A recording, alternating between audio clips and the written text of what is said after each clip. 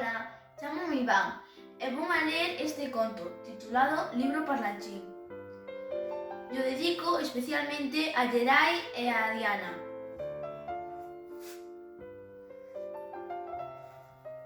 El sol brillaba en lo alto del cielo cuando Dukan, el pequeño dinosaurio, se despertó aquella mañana. Estiró los brazos y abriendo bien la boca dio un gran bostezo.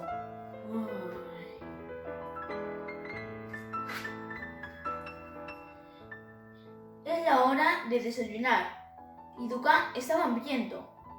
Las hojas tiernas eran su debilidad. Podía comer cientos de ellas. Su madre, que le conocía bien, le advirtió: Dukan, ten cuidado y no te empaches. Mira cómo come.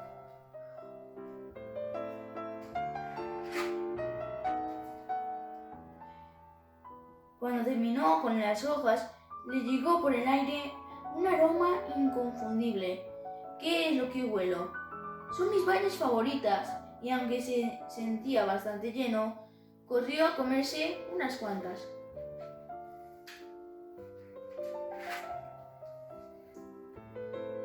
Dukan comió una valla tras otra, hasta que de pronto comenzó a sentirse mal. Tenía la tripa hinchada y unas ganas terribles de eructar.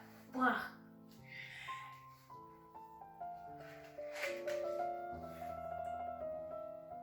Ahora me siento mucho mejor, dijo el pequeño dinosaurio a su madre mientras que dejaba dormir en sus brazos.